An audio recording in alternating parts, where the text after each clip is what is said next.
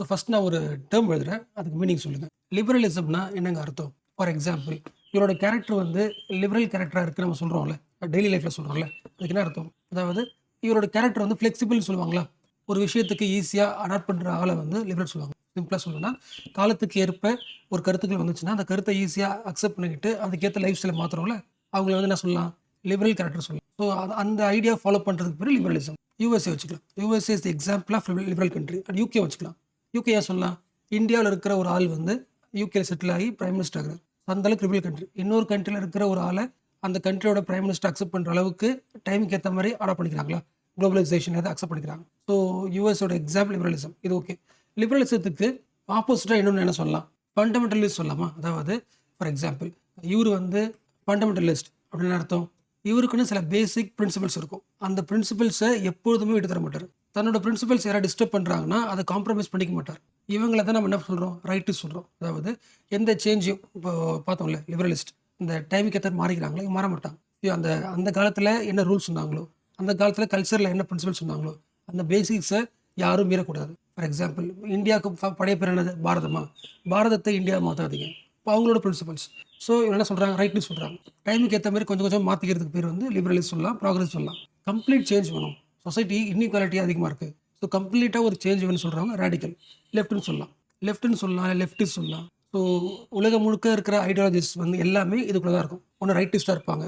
அதாவது அவங்களோட பேசிக் பிரின்சிபல்ஸை மீறினா அவங்களுக்கு பிடிக்காது. அதை காப்பாற்றுறதுக்கு என்ன பண்ணலாம்? ஒரு கவர்மெண்ட் ஃபார்ம் பண்ணுவாங்க, இல்லை டெரரிஸ்ட் ஆர்கனைசேஷன் ஃபார்ம் பண்ணுவாங்க. எதுவும் பண்ணலாம். ஸோ ரைட்டிஸ்டாக இருப்பாங்க. இல்லை சில பேர் வந்து லிபரலாக இருப்பாங்க. ஸோ அந்த டைமுக்கு ஏற்ற மாதிரி அடாப்ட் பண்ணிக்கிட்டு சயின்டிஃபிக்காக திங்க் பண்ணுவாங்க. சில பேர் வந்து சயின்டிஃபிக்காக சொசைட்டி இம்ப்ரூவ் ஆனால் கூட அங்கே இருக்கிற இன்இக்வாலிட்டி சரி பண்ணுறதுக்கு கம்ப்ளீட் சேஞ்ச் வேணும்னு சொல்லுவாங்க லெஃப்டிஸ்ட். ஸோ எல்லா ஐடியாலஜியும் ஒவ்வொரு கண்ட்ரிலையும் இந்த மாதிரி மாறி மாறி தான் இருக்கும். பட் பேசிக் தீம் இந்த மூணு தான். ஓகேவா? இப்போ ஒரு எக்ஸாம்பிள் கேட்குறேன், ட்ரை பண்ணுங்க. இவர் வந்து ஃபாரினர். ஓகேவா? நம்ம இந்தியாவுக்குள்ள வந்து செட்டில் ஆகுறாரு. அப்படின்னா அவர் யார்? இமிகிரண்ட்டா? மற்ற கண்ட்ரிலேருந்து வந்து இந்தியாவில் செட்டில் ஆக ஆசைப்படுறாரு. இந்த இமிகிரண்ட்டை யார் அக்செப்ட் பண்ணிப்பா? ரைட்டா, சென்டரா, லெஃப்டா? ஃபர்ஸ்ட் இந்த பாயிண்ட் சொல்லுங்களேன். ரைட் இதை அக்செப்ட் பண்ணிப்பாங்களா? கண்டிப்பாக பண்ண மாட்டாங்களே. ஏன்னா ஒரு ஆள் அலோவ் பண்ணாங்கன்னா இந்த மாதிரி ஃபாரினர்ஸ் நிறைய பேர் வந்து நம்ம கண்ட்ரியில் செட்டில் ஆவாங்க. எல்லாரும் ஃபாரினர்ஸ்லாம் இந்தியாவுக்கு செட்டில் ஆனாங்கன்னா இந்தியாவோட கல்ச்சர் என்ன ஆகும்? டிஸ்டர்ப் ஆகும். அப்போ இந்தியாவோட பேசிக் பிரின்சிபல்ஸ் என்ன ஆகும்? பிரச்சனையாகும். அப்போது நம்மளோட கல்ச்சர் ப்ராப்ளம் ஆகுறதுனால இப்போ மோஸ்ட்லி ரைட்டிஸ்ட் என்ன இருப்பாங்க? ஆன்டி இமிகிரண்ட்ஸாக இருப்பாங்க. ஃபாரினர்ஸ் வந்து இந்தியாவுக்குள்ள செட்டில் ஆக பிடிக்காது. அதனால தான் பார்த்துருப்போம். முஸ்லீம்ஸ் வந்து இந்தியாவுக்கு இருக்கக்கூடாது. எப்போ முஸ்லீம்ஸ் உள்ளே வந்தாங்களோ அப்போ தான் இந்தியா கெட்டு போச்சான்னு சொல்லுவாங்களே. அவங்களாம் யார்? இந்தியாவோட பேசிக் பிரின்சிபல்ஸ். இந்தியாவோட பேசிக் பிரின்சிபல் எல்லாம் இருக்குது. வேதாஸில் இருக்கா? மனுஸ்மிருதியில் இருக்கா? ஸோ இந்தியாவோட பேசிக் டெக்ஸ்ட்டை சேஃப்கார்ட் பண்ணி அதை இந்தியாவோட ரூல்ஸாக எப்போதுமே ஃபாலோ பண்ண நினைக்கிறவங்க ரைட்டிஸ்ட். ஓகேவா? கண்டிப்பாக உங்களுக்கு என்ன பிடிக்காது? இமிகிரன்ஸ் உள்ள வரது பிடிக்காது, ஃபாரினர்ஸ் பிடிக்காது. இது ஒன்று. சென்டர் என்ன பண்ணுவாங்க? உங்களை யோசிக்க முடியல. டைம் மாறிடுச்சு, குளோபலைசேஷன் ஆகிடுச்சு. எல்லா கண்ட்ரியும் யார் வேணால் உள்ளே வரலாம், அக்செப்ட் பண்ணிக்கலாம். நிறைய பேர் உள்ளே வந்தால் நம்ம கண்ட்ரி நம்ம மாடர்னாக மாறும், நிறைய தாட்ஸ் ஃபியூஸ் ஆகும். அப்படி யோசிக்கிற சென்ட்ரிஸ்டாக, ப்ராக்ரெசிவாக. லெஃப்ட் என்ன யோசிப்பாங்க? லெஃப்ட் அலோவ் பண்ணுவாங்க. லெஃப்ட்டை பொறுத்த வரைக்கும் அவங்களுக்கு வந்து நேஷனலிசம்ன்ற ஃபீல் வராது, இன்டர்நேஷனலிசம் ஃபீலிங் தான் அதிகமாக இருக்கும். அதாவது உலகம் முழுக்க லேபர்ஸ் இருக்காங்க, அவங்க எக்ஸ்பெக்ட் பண்ணப்படுறாங்க. இன்இக்வாலிட்டிக்கு ஒட்டுமொத்த லேபரையும் சேஃப்கார்ட் பண்ணணும். ஃபார் எக்ஸாம்பிள், இப்போ பாலஸ்தீனில் மக்கள் வந்து கஷ்டப்படுறாங்க வாரில். அப்போ அங்கே இருக்கிற மக்கள் வந்து அங்கேயே இருந்தாங்க ப்ராப்ளம். அப்போ அவங்க என்ன பண்ணலாம்? இந்தியாவுக்கு வரலாம். இந்தியாவுக்கு வந்து செட்டில் ஆகிட்டு அவங்களோட லைஃப்பை சேஃப்கார்ட் பண்ணிக்கலாம். ஏன்னா அவங்க யார்? அவங்க ஒரு லேபர். அங்கே பிரச்சனை நடக்குது. அப்போ லெஃப்ட் என்ன பண்ணுவாங்க? Complete change. ஸோ ஓரளவுக்கு இந்த ஒவ்வொருத்தவங்க பாயிண்ட் ஆஃப் வியூ புரிஞ்சு போச்சா? இப்போ யோசிங்களேன். ஒருவேளை ஒரு ஃபாரினர் இல்லை ஒரு லேபர் ஃபாரினர் வந்து இந்தியாவுக்கு செட்டில் ஆகுறாங்க. அது இந்த ரைட்டிஸ்ட்க்கு பிடிக்கல. அப்போ அவர் என்ன பண்ணுவார்? மக்களை ஒன்று தட்டுவார். இந்தியாவுக்குள்ள இருக்க எல்லா பீப்புளையும் ஒன்றா சேர்த்து, நம்ம இந்தியாவுக்கு எதிராக ஒருத்தர் உள்ளே வராங்க, இவங்களாம் வந்து செட்டில் ஆகினா நமக்கு என்ன கிடைக்காது? இல்லை, நமக்கு வந்து ஒர்க் கிடைக்காது, நம்ம எக்கனாமி அவங்க எடுத்துப்பாங்க, எக்ஸ்பெக்ட். அப்போ நம்ம என்ன பண்ணணும்? நாம தான் சேஃப்கார்ட் பண்ணிக்கணும்.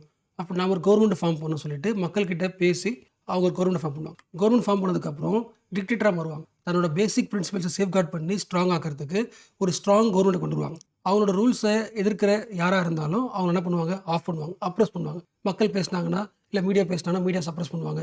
எந்தெந்த இன்ஸ்டியூஷன்ஸ்லாம் தன்னோட பேசிக் பிரின்சிபல்ஸ், ஃபார் எக்ஸாம்பிள் வேதாஸோ மனுஸ்மிருதிஸோ, தன்னோட பேசிக் டெக்ஸ்ட்டுக்கு எதிராக இருக்கோ எல்லா இன்ஸ்டியூஷனையும் ஆஃப் பண்ணுவாங்க. அதாவது அதோட பவரை குறைச்சிருவாங்க. அதனால தான் இப்போ இந்தியாவில் வச்சுக்கலாம். இப்போ பிஜேபி சொல்கிறோம்ல, பிஜேபி ரைட்டிஸ்ட் எல்லாருக்கும் தெரியும். ஏன் அவங்களுக்கு வந்து கான்ஸ்டியூஷன் மேலே ஒரு கிரிட்டிக்கல் பார்வை இருக்குன்னா, கான்ஸ்டியூஷன் வந்து இந்தியாவோட பேசிக் பிரின்சிபல்ஸ்க்கு ஆப்போசிட்டாக இருக்குது, டிரான்ஸ்ஃபார்மேட்டரியாக இருக்குது. அப்போ இது இருக்கிற வரைக்கும் அவனோட பேசிக் பிரின்சிபல் ஸ்ட்ராங் ஆக்க முடியும். அதனால தான் வந்து காங்கிரஸ் வந்து we have to safeguard the கான்ஸ்டியூஷன்ற ப்ரொபகண்டா கொண்டு வந்து இப்போ அப்போசிஷன் பார்ட்டி உருவாயிருக்கு. இதுதான் பேசிக் பிரின்சிபல்ஸ். ஓரளவுக்கு புரிஞ்சுல என்ன சொல்ல வரேன்னா, தன்னோட ஃபார் ரைட் ஐடியாலஜியை அந்த பிரின்சிபல்ஸை சேஃப்கார்ட் பண்ணுறதுக்கு மக்கள்கிட்டயே பேசி மக்கள்கிட்டயே பிரச்சாரம் பண்ணி ஒரு கவர்மெண்ட்டை ஃபார்ம் பண்ணதுக்கப்புறம் செம ஸ்ட்ராங் ஆகிடுவாங்க. அதுக்கப்புறம் யார் சொல்கிறது கேட்காம அவங்களுக்கு என்ன பிடிச்சிருக்கோ அதை பண்ணி தன்னை பிரின்சிபல் ஸ்ட்ராங் ஆக்குறாங்களே, இதுக்கு பேர் தான் ஃபேசிசம். ஓகேவா? இதோட அப்கிரேடட் வெர்ஷன் தான் நியோ ஃபேசிசம். அதாவது டெக்னாலஜியை பயன்படுத்திக்கிட்டு கம்ப்யூட்டர் பயன்படுத்திக்கிட்டு ஒரு கவர்மெண்ட்டை ஃபார்ம் பண்ணி மீடியா வழியாவோ சோஷியல் மீடியா வழியாவோ தன்னோட ப்ரொபகண்டாவை ஸ்ட்ராங் ஆக்கி மக்களோட ஸ்ட்ரென்த்தை எடுத்துக்கிட்டு ஒரு டிக்டேட்டர்ஷிப் கவர்மெண்ட்டை ஃபார்ம் பண்ணுறது தான் அவரோட மெயின் பர்பஸாக இருக்கும். அதில் ஒரு ஃபேமஸான ஒரு பர்சனாலிட்டினா மோடி. அதனால தான் குளோபல் முழுக்க அவர் போகும்போதெல்லாம் அவருக்கு ஒரு வரவேற்பு கிடைக்கல. இது ஒரு ரீசன். இப்போ பேசின எல்லா மைண்ட் செட்டையும் வச்சுக்கிட்டு இந்த லைனை படிங்களேன். The spectre of neo fascism that is haunting the Europe. Europe முழுக்க ஒவ்வொரு கண்ட்ரிலையும் நியோ ஃபேசிஸ்ட் ஸ்ப்ரெட் பண்ணுற கவர்மெண்ட் ஃபார்ம் ஆகிட்டே இருக்குது.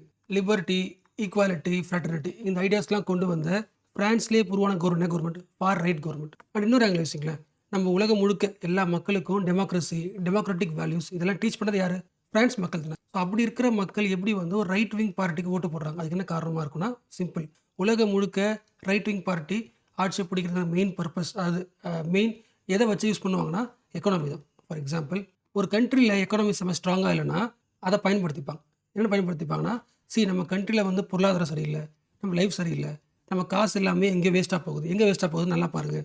நம்ம ஊருக்கு வந்து மற்ற கண்ட்ரிலேருந்து வராங்க, ஏஷியாவிலேருந்து வராங்க, ஆஃப்ரிக்காலேருந்து வராங்க. இதெல்லாம் வந்து ஃப்ரான்ஸில் நடந்த டிபேட். ஸோ ஏஷியாவிலேருந்து ஆஃப்ரிக்காலேருந்து வர்றவங்க எல்லாருமே ஃப்ரான்ஸில் ஸ்டே பண்ணாங்கன்னா நம்ம ஊரில் இருக்கிற மக்களுக்கு எப்படி வந்து சம்பளம் அதிகமாக இருக்கும் அப்படின்னு ஒரு பிரச்சனை பண்ணுறாங்களா? மக்கள் என்ன பண்ணுவாங்க? ஓகே, நமக்கு நம்ம லைஃப் தான் முக்கியம், எக்கனாமி தான் முக்கியம். அப்போது லிபரலாக இருக்கிறத விட நம்ம வாழணும்ல. அப்போது இது என்ன பண்ணி ஆகணும்? ஸ்டாப் பண்ணி ஆகணும்ல. அப்போ தான் ஆன்டி இமிகிரேஷன் பாலிசி வருமா? இப்போ ஆன்டி இமிகிரேஷன் பாலிசி யாரோட ரூல்ஸ்? அது ரைட் விங்கா? லாஜிக் புரிஞ்சா? கண்டிப்பாக லிபரலாக இருக்கிற ஒரு பார்ட்டி அப்படின்னு சொல்கிறேன். ஃப்ரான்ஸில் லிபரல் பார்ட்டியால் எதை வந்து அப்போஸ் பண்ண முடியாது? இமிகிரேண்ட்ஸை வரக்கூடாது சொல்ல முடியாது. இமிகிரேண்ட்ஸை வரக்கூடாதுன்னு யார் சொல்லுவா?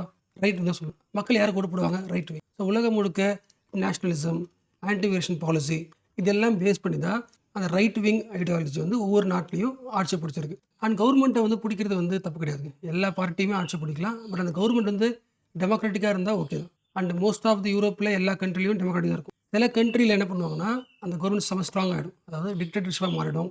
மிலிட்டரியனிசம், நேஷனலிசம், அத்தாரிட்டரிசம் இது எல்லாத்தையுமே செம்ம ஸ்ட்ராங் ஆகும். தனக்கு எதிராக இருக்கவங்க எல்லாரையும் அப்ரோச் பண்ணும். ஸோ ஃபேசிஸ்டாக மாறும். ஸோ இது வராமல் பார்த்துக்கணும். ஸோ இந்த ஆர்டிக்கலோட கோர் பாயிண்டே தான். அதை தான் வந்து நிறைய நாவல்ஸை வந்து இன்ட்ரோவாக கொடுத்து எழுதியிருக்காங்க, தவிர மற்றபடி எக்ஸ்ட்ரா பாயிண்ட் கிடையாது. இந்த பேரை படிங்களேன். The far right is undeniably riding on the popularity throughout Europe. Italy elected the Giorgia Meloni as its first far right leader. உங்களுக்கு தெரியும்ல, ஃபஸ்ட்டு ஃபேசிசம் எங்கே உருவாச்சு? இட்டாலி தானே, முசோலினி தானே. முசோலினிக்கு அப்புறம் மறுபடியும் இட்டாலியில் ஒரு ரைட் விங் ஒரு ஆள் வராங்கன்னா ஜார்ஜியா மெலோனி. ரைட் விங் ஸ்ட்ராங்காக இருக்குது. அது மட்டும் இல்லை, Sweden, Portugal, Germany, Spain, Austria, Netherlands எல்லா இடத்துலையுமே ரைட் விங் வந்து ஸ்ப்ரெட் ஆகிட்டு இருக்குது. நெக்ஸ்ட் நம்ம இந்த ஆர்டிகல் பார்க்கறதுக்கு முன்னாடி நான் ஒரு கொஸ்டின் கேட்குறேன், ட்ரை பண்ணுங்கள். ரிலிஜியாசிட்டிக்கும் ஸ்பிரிச்சுவாலிட்டிக்கும் உங்களுக்கு டிஃப்ரென்ஸ் தெரியும்? ஃபஸ்ட்டு சொல்லுங்கள். ரிலிஜியாசிட்டினா என்ன அர்த்தம்? உங்களுக்குன்னு ஒரு நம்பிக்கை இருக்கும், ஒரு பிலீஃப் இருக்கும். அந்த நம்பிக்கையை வந்து ஸ்ட்ராங் ஆக்கிறதுக்கு நீங்கள் என்ன பண்ணுவீங்க? ரிச்சுவல்ஸ் பண்ணுவீங்களா? ஒரு பூஜை பண்ணுவீங்களா? ப்ராக்டிஸ் பண்ணுவீங்களா? அதில் ரிலிஜியாசிட்டி. ஸோ உங்களுக்கு ஏதோ ஒரு கடவுள் மேலே ஏதோ பவர் மேலே நம்பிக்கை இருக்கும். அந்த நம்பிக்கையை ஸ்ட்ராங் ஆக்கிறதுக்கு ரிச்சுவல்ஸ் பண்ணுவீங்க. கோயிலில் போய் அந்த உருள்றது, சாமி கும்பிட்றது, பிரசாதம் போடுறது எல்லாமே. Okay, what is spirituality? Inner peace சொல்லலாமா? நமக்குள்ளே வந்து ஒரு அமைதியை உருவாக்குறதுக்கு, இல்லைனா நம்ம லைஃபோட மெயின் பர்பஸ் என்ன? Search for inner meaning. So அது நோக்கிய ட்ராவல் தானே ஸ்பிரிச்சுவாலிட்டி. ஸோ இது 2 வேர்டு இருக்குது. இந்த காலகட்டத்தில் ஸ்பிரிச்சுவாலிட்டியை விட ரிலிஜியாசிட்டி வந்து அதிகமாகிட்டே இருக்குது அப்படின்னு ஃபைசன் முஸ்தஃபா சொல்லியிருக்காரு. இங்கே போட்டிருக்கு. Man is incurably religious. மனுஷன் மோஸ்ட்லி ரிலிஜியஸாக இருக்கான். அதில் இந்தியன்ஸ் ரொம்ப அதிகமாக இருக்காங்க. Indians more so. Right now, இந்த காலத்தில் we are in rush hour of God with religiosity on the rise and spirituality on the decline. கடவுளும் கடவுள் மீது நம்பிக்கைகளும் அதுக்கான ப்ராக்டிஸ் அது அதிகமாகிட்டே இருக்குது. And spirituality on the decline. அதுக்கு ப்ரூஃபாக வந்து ஃபைசன் முஸ்தஃபா என்ன சொல்கிறாருன்னா, ஈவன் இந்த காலகட்டத்து வரைக்கும் அங்கே பிரதர்ஷனம் சொல்லுவாங்களே, அந்த கோயிலை உருண்டு போவாங்களே, அந்த இலை மேலே இல்லை வந்து வேஸ்ட் மேலே உருண்டு போகிறாங்களே, அந்த ப்ராக்டிஸ் இன்னும் இருக்குது. அந்த ப்ராக்டிஸை வந்து மெட்ராஸ் ஹைகோர்ட் வந்து அக்செப்ட் பண்ணியிருக்கு. அது வந்து அன்டச்சபிலிட்டி கிடையாது. அது வந்து ஒரு இண்டிவிஜுவலோட ரிலீஜியஸ் ப்ராக்டிஸ் சம்மந்தப்பட்டது, அதுக்குள்ளே போக முடியாதுன்னு ஒரு தீர்ப்பு கொடுத்துருக்காங்களே, அதை லிங்க் பண்ணி பேசியிருக்காங்க. ஸோ மெயின் கோரே தான். இது தப்புன்னு சொல்கிறதுக்கு தப்புன்னு கிடையாது. கோர்ட்டு வந்து இன்னொன்று இந்த விஷயத்தை ரிலீஜியஸ் ப்ராக்டிசஸை இன்னும் கொஞ்சம் அனலைஸ் பண்ணி எக்ஸ்ப்ளோர் பண்ணி தீர்ப்பு கொடுத்துருக்கணும். அப்படி தீர்ப்பு தராமல் சிம்பிளாக கொடுத்துருக்காங்க அப்படின்றத ஆர்குமெண்ட் இருக்காங்க. ஸோ நீங்கள் ஞாபகம் வச்சுக்க வேண்டியது, எக்ஸாம் பாயிண்ட் சொல்கிறேன், எக்ஸாம் பாயிண்ட் ஆஃபோ இல்லை கிரிட்டிக்கல் திங்கிங்காவோ ஒரு 3-4 பாயிண்ட் நான் அகைன் சம்மரைஸ் பண்ணுறேன். ஸோ ஃபஸ்ட்டு வந்து இந்த வருஷம் இருக்குல்ல, ஜஸ்டிஸ் சுவாமிநாதன் கொடுத்த தீர்ப்பை பார்க்குறதுக்கு முன்னாடி, அவரோட ஆர்டர் பார்க்குறதுக்கு முன்னாடி பழசை பார்க்க 2015 ஜஸ்டிஸ் மணிக்குமார் ஒரு தீர்ப்பு கொடுத்தாரு. அங்க ப்ரொடெக்ஷனாக இருக்குல்ல, இது எல்லாரும் பண்ணுறது கிடையாது. லோவர் கம்யூனிட்டிஸ், ஓபிசி வச்சுக்கலாம், அப்புறம் வந்து தலித்ஸ், இவங்க மட்டும் தான் பண்ணுறாங்க. அப்போ இது வந்து ஒரு கேஸ்ட் டிஸ்கிரிமினேட் ப்ராக்டிஸ். அப்போ இதை வந்து பண்ணக்கூடாதுன்னு சொல்லிட்டு ஒரு ஆர்டர் கொடுத்தாரு 2015. சுப்ரீம் கோர்ட் கொடுத்த ஆர்டரை ரெஃபரன்ஸாக வச்சு கொடுத்தாரு. அந்த ரூலிங்கை இப்போ ஜஸ்டிஸ் சுவாமிநாதன் வந்து ஓவரால் பண்ணியிருக்காங்க. ஓவரால் பண்ணி என்ன சொல்லியிருக்காங்கன்னா, அப்படிலாம் கிடையாது, அது கேஸ்ட் டிஸ்கிரிமினேஷன்லாம் கிடையாது, இந்த அங்க ப்ரொடெக்ஷனும் எல்லாரும் பண்ணுறது, ஸோ அது கரெக்ட் இது அப்படின்னு சொல்லியிருக்காங்க. அதுக்கு அவர் கொடுத்த பாயிண்ட், இந்தியாவில் இருக்கிற சிட்டிசனுக்கு என்ன உரிமை இருக்குன்னா, right to freedom of religion இருக்குது. ஆர்டிகல் 25 தானே? Yes. So freedom of religion இருக்கிறதுனால அவருக்கு பிடிச்ச ரிலீஜனை என்ன பண்ணலாம், ப்ராக்டிஸ் பண்ணலாம், அதை அந்த நம்பிக்கையை வந்து அவர் ஃபாலோ பண்ணலாம், ப்ரொபகேட் பண்ணலாம், இதெல்லாம் பண்ண முடியும். அண்ட் இந்தியன் சிட்டிசனுக்கு ஆர்டிகல் 21 இருக்குல்ல, அதாவது right to life, right to personal liberty, right to privacy எல்லாமே இருக்குது. அப்போ அவருக்கு வந்து ஒரு ப்ராக்டிஸ் பண்ணணும்னு தோணுச்சுன்னா அது பண்ணலாம். அது ஒரு கோயிலில் பப்ளிக்காக பண்ணுறதுனால அது பப்ளிக் கிடையாது, அவரோட ப்ரைவேட் லைஃப். ரிலிஜன்ன்றது அவரோட ப்ரைவேட் லைஃப், ஸோ அதை ஃபாலோ பண்ணலாம் இது சொன்னார். ஸோ ஆர்டிகல் 21 பேஸ் பண்ணி அவருக்கு லிபர்ட்டி இருக்குது, அங்கே ப்ரொடெக்ஷன் பண்ணலாம். அவருக்கு ரிலீஜியஸ் ப்ராக்டிஸ் பண்ணுறதுக்கு 25 இருக்குது. At the same time article 19(1)(d இருக்குல்ல, ரைட் டு ஃப்ரீ மூவ்மெண்ட். அவர் இந்த கோயிலில் மூவ் ஆகிறதுக்கு, உருள்றதுக்கு ரைட்ஸ் இருக்குது. எல்லா அடிப்படை உரிமைகள் இருக்கிறதுனால இது கேஸ்ட் டிஸ்கிரிமினேஷன் கிடையாது, அவரோட ஓன் இண்டிவிஜுவல் ரைட்ஸ். இதை சேஃப்கார்ட் பண்ண, இதை வந்து அவாய்ட் பண்ண முடியாது, ஸோ அவங்க பண்ணலாம் சொல்லிட்டாங்க. பட் ஃபைசன் முஸ்தஃபா என்ன சொல்கிறாங்கன்னா, இந்தியாவில் right to freedom of religion இருக்குது, பட் அது என்ன கிடையாது, அப்சல்யூட் கிடையாது. அப்படின்னு என்ன அர்த்தம், உன்னோட ரிலீஜியஸ் ஃப்ரீடம் வந்து நீ ஃபாலோ பண்ணும்போது, நீ ப்ராக்டிஸ் பண்ணும்போது அது வந்து ஹெல்த்தியாக இல்லை, உன்னோட ஹெல்த்தை பாதிப்பு ஏற்படும், இல்லை வந்து சொசைட்டிக்கு அது மாரலாக இல்லை பப்ளிக் ஆர்டரை டிஸ்டர்ப் பண்ணும் அப்படின்னா அந்த ரிலீஜியஸ் ஃப்ரீடம் என்ன பண்ண முடியும், ஸ்டாப் பண்ணும், கர்டைல் பண்ண முடியும். யார் நினச்சா, சுப்ரீம் கோர்ட் நினச்சா அதை ஸ்டாப் பண்ண முடியும். அப்போ சுப்ரீம் கோர்ட் தான் என்ன பண்ண முடியும், எந்த ரிலீஜியஸ் ப்ராக்டிஸை ஃபாலோ பண்ண முடியாதுன்ற அந்த ஆர்டரை போடுறதுக்குன்னு அதிகாரம் உண்டு. அப்போ சுப்ரீம் கோர்ட் வந்து, சுப்ரீம் கோர்ட்னா கோர்ட் வச்சுக்கலாம், ஹை கோர்ட்டும் வச்சுக்கலாம், எல்லாத்துக்கும் உண்டு. அப்போ ஒரு கோர்ட் வந்து ஒரு ரிலீஜியஸ் ப்ராக்டிஸ் வந்து சரியா தப்பான்னு யோசிக்கிறதுக்கு முன்னாடி, தீர்ப்பு தரத்துக்கு முன்னாடி அவங்க ஃபாலோ பண்ண வேண்டிய முக்கியமானது என்னென்னா, ஒரு இண்டிவிஜுவல் வந்து ஒரு ரிலீஜியஸ் ப்ராக்டிசஸ் பண்ணுறாருன்னா, ஃபார் எக்ஸாம்பிள் அந்த அங்க ப்ரொடெக்ஷன் பண்ணுறாருன்னா, அந்த ரிலீஜியஸ் ப்ராக்டிஸ் வந்து எசென்ஷியலாக இல்லை நார்மலாக, அதாவது நீங்கள் ஒரு மதம் எடுத்துக்கிட்டிங்கன்னா அது நிறைய ப்ராக்டிசஸ் இருக்கும், நிறைய ஃபெய்த் இருக்கும். எல்லா ஃபெய்த்துமே அந்த மதத்தோட கோர் சொல்ல முடியாது, இதான் ஒரு பேசிக் அடிப்படை இருக்கும்ல. அப்போ அந்த பேசிக், அந்த ஒரு மோஸ்ட் எசென்ஷியல், ஃபார் எக்ஸாம்பிள் இப்போ வந்து மாஸ்கில் எல்லா மக்களும் ஒன்றா சேர்ந்து அதை கும்பிடுவாங்களே, அது எசென்ஷியல். அப்போ அதை வந்து கேன்சல் பண்ண முடியாது, கரெக்டாக? அப்போது அந்த கோர்ட் வந்து ஒரு ஆர்டருக்கு தரதுக்கு முன்னாடி அந்த ப்ராக்டிஸ் வந்து அந்த ரிலீஜனோட எசென்ஷியல் ரிலீஜியஸ் ப்ராக்டிஸா இல்லை நார்மல் ப்ராக்டிஸா அப்படின்றத அனலைஸ் பண்ணி தான் தீர்ப்பு தரணும். பட் இப்போ கொடுத்த தீர்ப்பில் அந்த பார்த்தோம்ல மேலே அங்க பிரதர்ஷனம் இருக்குல்ல, இது வந்து ரிலிஜனோட, ஹிந்து ரிலிஜனோட எசென்ஷியல் ப்ராக்டிஸ் அப்படின்றதுலாம் இல்லை, அதை அனலைஸ் பண்ணாமலே தீர்ப்பு கொடுத்துருக்காங்கன்றது தான் அவரோட பாயிண்ட். ஓரளவுக்கு யோசிக்க முடியுதா? ஃபார் எக்ஸாம்பிள் ஒரு மத நம்பிக்கையில் என்ன சொல்லுவாங்க, இப்போ ஹிந்துலே வச்சுக்கலாம், ஒரு நாள் நீங்கள் என்ன பண்ணலான்னா பாம்பை வந்து பார்க்கலாம், பாம்பு கிட்ட விஷ் பண்ணலாம் அப்படின்னு ஒரு நம்பிக்கை வச்சுக்கலாம். அது தப்பு தானே? அது கண்டிப்பாக எசென்ஷியல் ப்ராக்டிஸ் வராதுல்ல. இந்த மாதிரி சில ப்ராக்டிசஸை தப்புன்னு சொல்ல முடியும், பட் சொல்கிறதுக்கு முன்னாடி அனலைஸ் பண்ணணும், அது அந்த மதத்தோட கோர் பிரின்சிபல்ஸ், கோர் ப்ராக்டிஸில் இருக்கான்றதை அனலைஸ் பண்ணணும்னு சொல்கிறாங்க. அண்ட் இன்னொரு பாயிண்ட் சொல்கிறாரு, அந்த கோர்ட் இருக்குல்ல, கோர்ட் வந்து எந்த ப்ராக்டிஸ் வந்து எசென்ஷியல், எது வந்து நார்மல், ரிமூவ் பண்ணிடலாம் அப்படின்னு அனலைஸ் பண்ணுறாங்களே. ஒவ்வொரு கேஸ்லேயும் ஒவ்வொரு டைம்லையுமே ஒரே மாதிரி தீர்ப்பு வந்தே கிடையாது. சம்டைம் கன்சிஸ்டன்சியாக ஒரே மாதிரி தீர்ப்பு, அதாவது மோஸ்ட் ஆஃப் தி ப்ராக்டிஸ் தப்பாக தான் இருக்குது, அதாவது மொராலிட்டியாக இல்லைன்னு அவாய்ட் பண்ணியிருக்காங்க.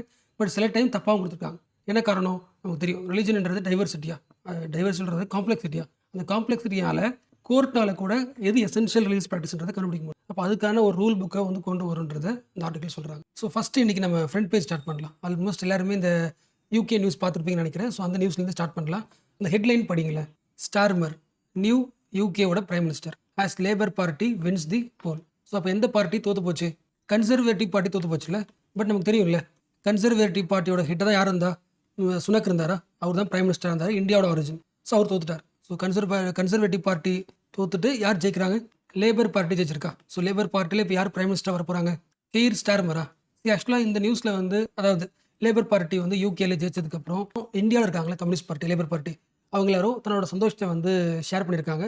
ஈவன் ஹிந்து கூட என்ன பண்ணியிருக்காங்கன்னா, லேபர் பார்ட்டி வந்து ஒரு ப்ராக்ரஸ், ஃபஸ்ட் 100 டேஸ்லேயே வந்து லேபர் ரைட்ஸ்லாம் வந்து அவங்க கொண்டு வர போகிறாங்க, நிறைய ரிஃபார்ம் பண்ண போகிறாங்க அப்படின்னா சென்டர் பேஜில் போட்டிருக்காங்க. பட் என்னோட பாயிண்ட் ஆஃப் வியூ கொஞ்சம் டிஃப்ரெண்ட். யூகேல லேபர் பார்ட்டி ஜெயிச்சிருக்குன்னு சொல்லி அந்த கண்ட்ரியில் இருக்கிற ஒரு லெஃப்டிஸ்ட் கூட இந்த நியூஸை ஹாப்பியாக எடுத்துக்க மாட்டாங்க. என்ன ரீசன்னா, அங்கே இருக்கிற லேபர் பார்ட்டி வந்து லேபர் பார்ட்டியே கிடையாது, இதுவே வந்து ஒரு கன்சர்வேட்டிவ் பார்ட்டினா பிஜேபி மாதிரி வச்சுக்கலாம். ஜெரமி கார்பின் ஞாபகம் இருக்கா அவங்களுக்கு, யூகேட பிரைம் மினிஸ்டர், லேபர் பார்ட்டிலேருந்து ஹெட்டு, யூகேயோட பிரைம் மினிஸ்டர் இருந்தார். பட் லேபர் பார்ட்டியில் ஒரு என்ன பண்ணுறாங்க, ஒரு சூழ்ச்சி பண்ணி இவரை கட்சியை விட்டு வெளியே அனுப்பிட்டாங்க. கட்சியை விட்டு வெளியே அனுப்பிட்டு அந்த கட்சியோட ஹெட்டாக யார் வந்திருக்கா, இப்போ பிரைம் மினிஸ்டர் வந்திருக்காருல்ல, ஸ்டார்மர்னு பார்த்தோம்ல. எஸ். ஸோ ஸ்டார்மர்ன்றது வந்து ஒரு கன்சர்வேட்டிவ் திங்கிங் உள்ள ஒரு ஆள். ஈவன் லேபர், அந்த யூகேல இருக்க லேபர் பார்ட்டியோட ஐடியா அப்படி தான் இருந்திருக்கு. ஸோ மோஸ்ட் இம்பார்ட்டன்ட் லெஃப்டிஸ்ட் சொல்லப்படுற ஜெரமி கார்பன் பிரைம் மினிஸ்டர் இருந்தவரை கட்சியை விட்டு வெளியே அனுப்பிட்டு அந்த கட்சியில் இவர் உள்ளே வந்து ப்ரொபகண்டா பண்ணி இவர் பிரைம் மினிஸ்டர் இருக்கார். ஸோ யூகேல லேபர் பார்ட்டி ஆட்சி பிடிச்சிருந்தாலும் அவங்களோட மோஸ்ட் ஆஃப் தி ஆக்ஷன் வந்து கன்சர்வேட்டிவாக இருக்கும். ஃபார் எக்ஸாம்பிள் நான் சொல்கிறேன், நீங்கள் ஒரு லெஃப்டிஸ்டாக இருக்கீங்கன்னா லேபர் பார்ட்டியை சப்போர்ட் பண்ணுறீங்கன்னா உங்களுக்கு வந்து நேட்டோ பிடிக்குமா? பிடிக்காதுல்ல. எஸ், பட் இந்த லேபர் பார்ட்டி நேட்டோவை சப்போர்ட் பண்ணுது. நீங்கள் லெஃப்டிஸ்டாக இருந்தீங்கன்னா இஸ்ரேல் பாலஸ்தீன் அந்த பிரச்சனையில் யார் பக்கம் நிற்பீங்க? பாலஸ்தீன் தானே நிற்பீங்க. ஆனால் லெஃப்டிஸ்ட் வந்து லேபர் பார்ட்டி வந்து இஸ்ரேல் பக்கம் நிற்கிறாங்க. இது ஒன்றா எப்பொழுதுமே ஒரு லெஃப்டிஸ்ட் பார்ட்டிக்கு தன்னோட கண்ட்ரிக்குள்ளே வந்து அகதிகள் வருவாங்களே, இமிகிரேட்ஸ் உள்ள வருவாங்களே, அது வந்து சப்போர்ட் பண்ணுவாங்க. ஏன்னா அவங்களுக்கு வந்து அந்த ஊரில் இடம் இருக்காது, வேறு வழி இல்லாமல் வந்து வேலை செய்ய வருவாங்க. ஸோ இமிகிரேட்ஸ் அலோ பண்ணுவாங்க, கரெக்டாக. பட் யூகேல இருக்கிற லேபர் பார்ட்டி வந்து ஆன்டி இமிகிரேஷனாக, அதாவது தன் கண்ட்ரிக்குள்ளே இமிகிரேட்ஸ் வரக்கூடாது அப்படின்ற ப்ரொபகண்டா பண்ணுற ஒரு லேபர் பார்ட்டி. அடுத்து ப்ரைவேட்டைசேஷனை என்கரேஜ் பண்ணுற ஒரு பார்ட்டி தான் லேபர் பார்ட்டி. உங்களுக்கு தெரியல, உங்களுக்கு லெஃப்டிஸ்டாலே ப்ரைவேட்டைசேஷனை அப்போஸ் பண்ணுவாங்க. எதை சப்போர்ட் பண்ணுவாங்க? பப்ளிக் அசட் தான் சப்போர்ட் பண்ணுவாங்க. பட் ஆக்சுவலாக labour party, UK labour party வந்து ஹெல்த் செக்டரை வந்து ப்ரைவேட்டைசேஷன் ஆகிறதுக்கான ஒரு அந்த ரிஃபார்ம்ஸ் வந்து சப்போர்ட் பண்ணியிருக்காங்க. ஸோ லேபர் ரைட்ஸ்க்கு அப்போஸாக இருக்கிற ஒரு லேபர் பார்ட்டி தான், அந்த பேருக்கு லேபர் பார்ட்டி தான் இப்போ யூகேல அந்த பிரைம் மினிஸ்டராக, அந்த பார்லிமெண்ட்டில் மெஜாரிட்டி வந்து இப்போ பிரைம் மினிஸ்டர் வந்திருக்காங்க. ஸோ இதில் வந்து என்ன சொல்கிறது, ஒரு ஹாப்பினஸ் அப்படின்ற விஷயம்லாம் கிடையாது. அவங்களோட ஆக்டிவிட்டீஸை நம்ம அகைன் பார்க்கணும். ஸோ யூகே எலெக்ஷனில் ஒரு ஹாப்பியஸ்ட் நியூஸ்னால் ஒன்றே ஒன்று தான், அந்த லேபர் பார்ட்டிலேருந்து வெளியே அனுப்பிட்டாங்களே ஜெரமி கார்பன் பிரைம் மினிஸ்டர் இருந்தவரை. இப்போ அவர் இண்டிபெண்ட்டாக அகெயின் நின்று ஜெயிச்சிருக்கார். போட்டுருப்பாங்க, it is an honour to be re-elected as the MP for Islington North. So Labour பார்ட்டிலேருந்து வெளியே வந்து இண்டிபெண்ட்டாக அதே இடத்துல நின்று ஜெயிச்சு மறுபடியும் எம்பியாக இருக்கார். ஸோ இது வந்து ஹாப்பியஸ்ட் நியூஸ் நம்ம வந்து செலிப்ரேட் பண்ணலாம். அவரோட ஆக்ஷன் நம்ம வந்து ஃபாலோ பண்ணலாம். கார்டியனில் ஒரு ஆர்டிக்கலாக போட்டுருக்காங்க பாருங்க, Jeremy Corbyn re-elected in Islington North after expulsion from the Labour party. And இன்னொரு ஹாப்பி நியூஸ் வந்து இந்த நியூஸ் இங்கே போட்டுருக்கு பாருங்க, Kerala born Sojan Joseph wins British parliament seat. So கேரளாவில் இருக்கிற ஒரு நம்ம இந்தியன் சிட்டிசன் வந்து பிரிட்டிஷ் போகிறாரு, யூகேல போய் செட்டில் ஆகிறாரு. செட்டில் ஆகிட்டு அங்கே வந்து ஒரு ஹெல்த் கேரில் ஒர்க் பண்ணுறாரு. அப்புறம் வந்து பொலிட்டிக்கல் பார்ட்டியில் ஜாயின் பண்ணுறாரு. ஜாயின் பண்ணி இப்போ பார்லிமெண்ட் சீட் வந்து ஜெயிச்சிருக்காரு. ஸோ இது ஒரு ஹாப்பி நியூஸில் இந்தியாவில் இருக்கிற ஒரு ஆரிஜின் வந்து அங்கே ஜெயிச்சிருக்காங்க.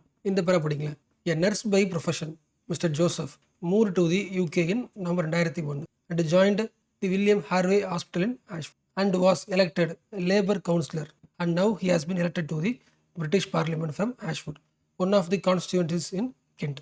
ஸோ வேர்ல்டு வந்து பயங்கர சிம்பிள் ஆகிடுச்சுல. நம்ம இந்தியாவில் இருக்கிற ஒரு ஆள் வந்து யூகே போயிட்டு பிரைம் மினிஸ்டர் ஆகிறாரு. பிரைம் மினிஸ்டர் ஆஃபீஸ்க்கு எதிரில் வந்து தீபாவளி பட்டாசு வெடிக்கிற, அவங்க பசங்களோட தீபாவளி பட்டாசு வெடிக்கிற அளவுக்கு குளோபல் ஆகிடுச்சு, இதாகிடுச்சுல. இது அவரே சொல்லியிருக்கார், இந்த எலெக்ஷன் முடிஞ்சு தோத்துட்டார்ல சொல்லியிருக்கார். ஸோ இந்தியாவில் இருக்கிற நான் ஒரு ஆள் வந்து யூகே வந்து செட்டில் ஆகிறேன், அப்புறம் எனக்கு வந்து எலெக்ஷனில் நிற்கிறேன், ஜெயிக்கிறேன், என் பசங்களை வந்து பிரைம் மினிஸ்டர் ஆஃபீஸுக்கு கூட்டு வரேன், அந்த ரோட்டில் வந்து தீபாவளி கொண்டாடி இருக்கேன். ஸோ இவ்வளோ விஷயங்கள் யூகேல நடந்திருக்கு, அவ்வளோ ப்ராக்ரஸிவ் கண்ட்ரி இது அப்படின்றதையும் சொல்லியிருக்காரு. ஸோ நெக்ஸ்ட் நியூஸ் பார்க்கறதுக்கு முன்னாடி ஒரு டேர்ம் எழுதுறேன், அதுக்கு மீனிங் சொல்லுங்கள். ஸ்பெஷல் கேட்டகரி ஸ்டேட்டஸ் ஆல்மோஸ்ட் எல்லாருக்குமே தெரியும். இந்த வார்த்தையோட மீனிங் பார்க்கறதுக்கு முன்னாடி இந்த டேர்மோட ஆரிஜின் பார்க்கலாம், இது எப்படி உருவாச்சு. உங்கள் எல்லாருக்குமே அந்த ஃபினான்ஸ் கமிஷன் தெரியும்ல. ஃபார் எக்ஸாம்பிள், இந்தியா முழுக்க கலெக்ட் ஆகிற டேக்ஸ் மோஸ்ட்லி யாருக்கு போகும்?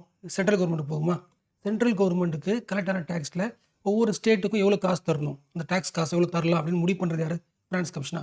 ஸோ ஃபினான்ஸ் கமிஷன் வந்து 1969 ஒரு ஐடியா பண்ணுச்சு. அதாவது சென்ட்ரல் கவர்மெண்ட்டுக்கு டேக்ஸ் கலெக்ட் ஆகுதா, அந்த டேக்ஸை ஈக்குவலாக பிரித்து எல்லா ஸ்டேட்டுக்கு தருமா? பட் எல்லா ஸ்டேட்டையும் ஈக்குவலாக பார்க்க முடியாதுல்ல. சில ஸ்டேட் வீக்காக இருக்கும், சில ஸ்டேட் ஸ்ட்ராங்காக இருக்கும்ல.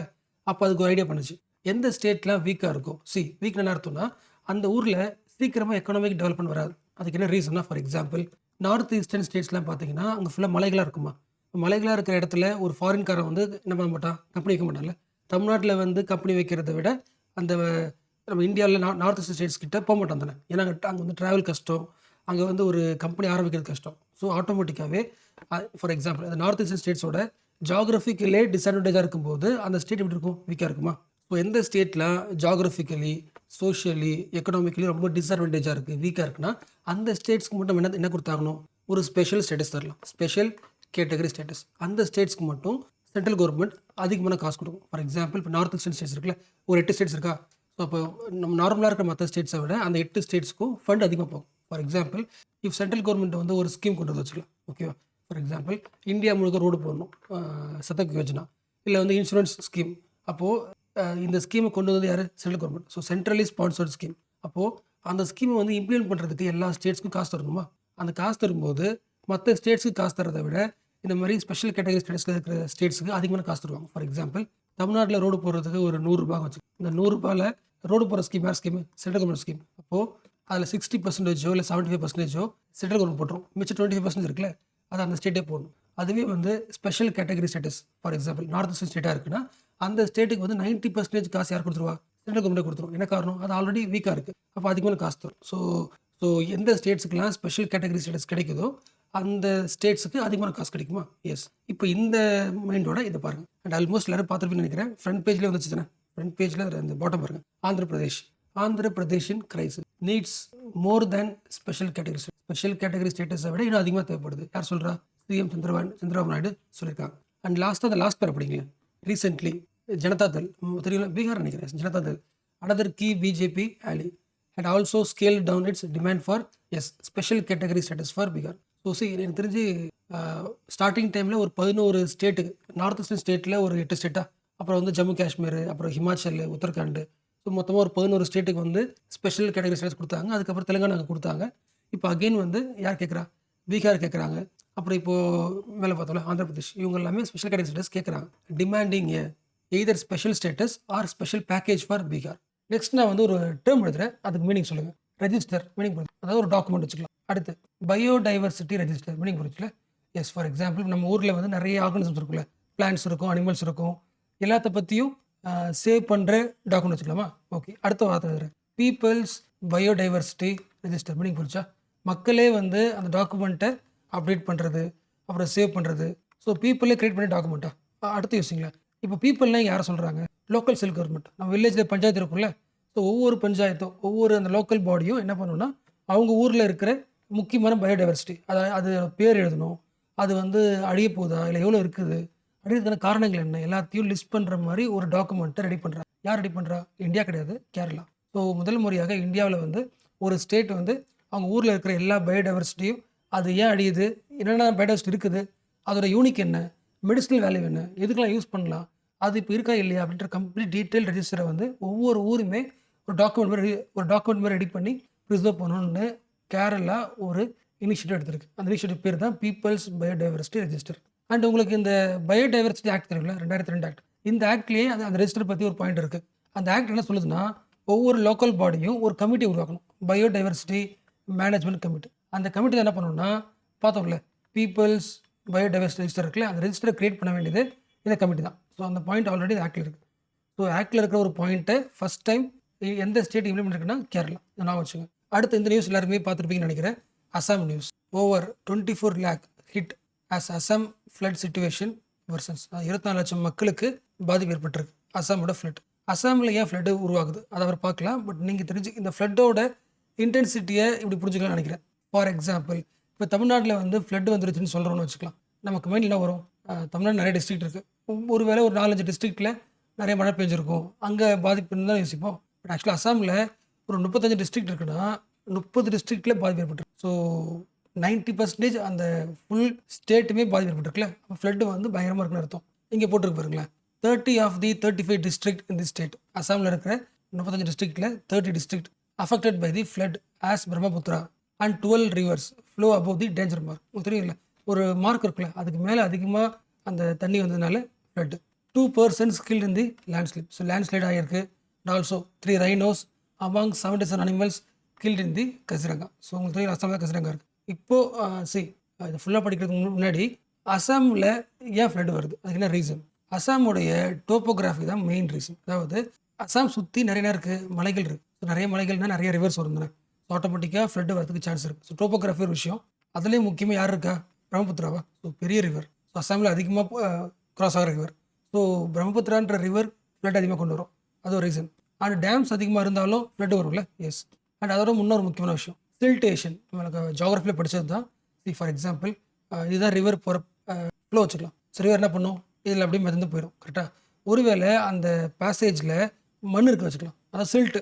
இது ஃபுல்லாக சில்ட் வச்சுக்கலாம். இங்கே ஃபுல்லாக சில்ட் இருந்துச்சுன்னா ரிவர் எங்கே போகாது, கீழே போகாதுல்ல, மேலேயே போயிடும். அப்போ இவ்வளோ அமௌண்ட் ஆஃப் ஸ்பேஸ் கிடைக்கல, அப்போ என்ன ஆகிடும், ஊருக்குள்ளே போயிடும். அதுக்கு புரிஞ்சா, மண் ஃபுல் ஆகிடுச்சுன்னா அதுக்கு பார்த்து கிடைக்காம அந்த ஃப்ளட்னா அந்த ரிவர் ஆகிடும், அப்படியே ஊருக்குள்ளே வந்துடும்ல, அதான் ஃப்ளட். ஸோ மோஸ்ட்லி ஒரு ஊரில் ஃப்ளட்டு வருதுனாலே அதுக்கு மெயின் ரீசன் அது டோப்போகிராஃபியாக இருக்கலாம், ஒரு ரிவர் இருக்கலாம், சில்டேஷன் அதிகமாக இருக்கும், ஸோ போகிறதுக்கு ஸ்பேஸ் இருக்காது, டேம் மேபி ஃபெயிலியராக இருக்கலாம். இன்னொரு முக்கியமான ரீசன் என்க்ரோச்மெண்ட். தெரிஞ்சதுண்ணே, ரிவர் போகிற ஃப்ளோ அந்த பக்கத்தில் சைடில் நிறைய ஸ்பேஸ் இருக்கும்ல, அதெல்லாம் பில்டிங் கட்டுறது, டூரிஸ்ட் ஸ்பாட்டை மாற்றுறது, இந்த என்க்ரோச்மெண்ட், லேண்டை பிடிச்சிக்கிறது இல்லை ப்ரைவேட் பார்ட்டிஸ், ஸோ அது என்க்ரோச்மெண்ட்.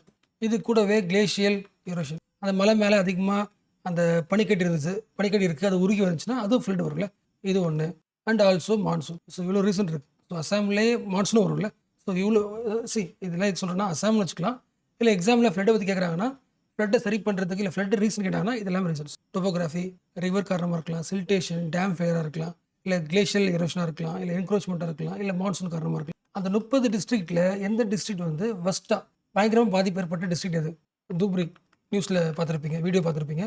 அடுத்து வந்து டர்ராங். ஸோ 2 டிஸ்ட்ரிக்ட் வந்து அதிகமான பாதிப்பு, துப்ரி, டர்ராங், DARRANG. மூணாவதாக சொல்லணும்னா Cachar. So first affected district because of flood. And இந்த குட்டி நியூஸும் முக்கியம், இங்கே போட்டிருக்கல, president honours the 6 CRPF men for gallantry. அந்த பிரேவரி சொல்லுவாங்களே, அந்த வார்த்தை யூபிஎஸ்சி கேட்குறாங்க. ஸோ அதனால் அந்த குட்டி நியூஸாக இருந்தாலும் அதையும் பார்க்கலாம். 6 CRPF personnel including 4 post master இறந்து போயிருப்பாங்களே, இறந்து போய் கொடுப்பாங்களே, வேறு decorated with military gallantry medals. So மெடலை பற்றி யூபிஎஸ்சியில் கேட்க சான்ஸ் இருக்குது, லாஸ்ட் டைம் கேட்டிருக்காங்களே. அதெல்லாம் ஷார்ட் டவுன் பார்க்கலாம். அந்த கேலண்ட்ரி அவார்ட்லேயே, அந்த பிரேவரி அவார்ட்லேயே நமக்கு தெரிஞ்ச டாப் மோஸ்ட் அவார்டு எது? பரம்வீர் சக்ராவா? ஓகே, நம்மளுக்கு தெரிஞ்சது தான். அடுத்து அதுதான் ஹேஸ்ட்டு. அதுக்கு அடுத்த லெவல் யார்? அசோக சக்ரா மெடலா? ஓகே. அடுத்த லெவல் இன்னும் கொஞ்சம் அந்த ஆர்டர் ஆஃப் பிரசிடென்ட்ஸில் அடுத்த லெவல் மகாவீர் சக்ராவா? அடுத்து கீர்த்தி சக்ராவா? ஓகே. பரம்வீர், அசோகா, மகாவீர், கீர்த்தி, வீர் சக்ரா, ஷௌரிய சக்ரா. ஸோ மொத்தம் ஒரு 6 டைப் ஆஃப் மெடல் வந்து தராங்களா. இதில் இந்த 1 இருக்குல்ல, 1, 3, 5, பரம்வீர் சக்ரா, மகாவீர் சக்ரா, வீர் சக்ரா. இந்த 1, 3, 5 மட்டும் யாருக்கு தராங்கன்னா வார் டைமில் தருவாங்க. அதாவது ஒரு சண்டை நடக்குது, கண்ட்ரிக்குள்ளே ஒரு வார் நடக்குதுன்னா அந்த வாரில் இந்த பிரேவரியாக ஒன்று பண்ணியிருப்பாங்களே, அதுக்கு தர அவார்டு. அப்போ மோஸ்ட்லி இந்த 1, 3, 5 இருக்குல்ல, அப்போ இது யாருக்கு தருவாங்க? Mostly சோல்ஜர்ஸ்க்கா?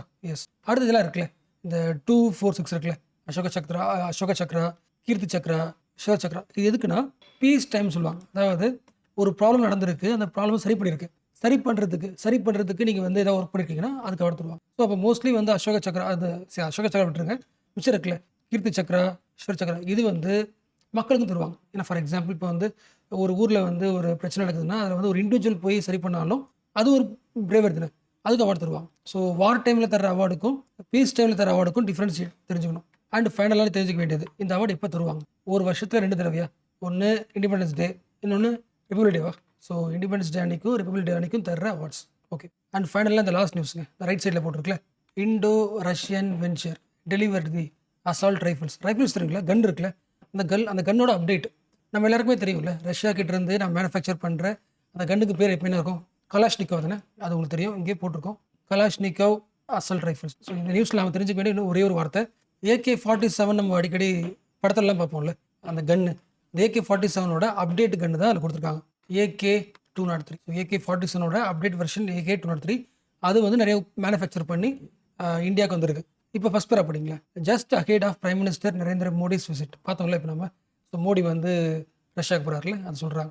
The just ahead the prime minister Narendra Modi visit to Russia, the Indo Russian rifles private limited, a joint venture between 2 countries, has produced and transferred இந்தியாவுக்கு வந்துருச்சு 35,000 AK-203 அசால்ட் ரைஃபிள்ஸ். இந்த கே தான் கலாஷ்னிக்கோவ் சொல்லுவாங்களா, 35,000 Kalashnikov AK-203 assault rifles to the Indian ministry of defence. And நீங்கள் தெரிஞ்சுக்க வேண்டிய last முக்கியமான point, unique point தான், இது படிங்களேன். Over 6.1 lakh AK-203 assault rifles are to be manufactured in India with technological transfer from Russia.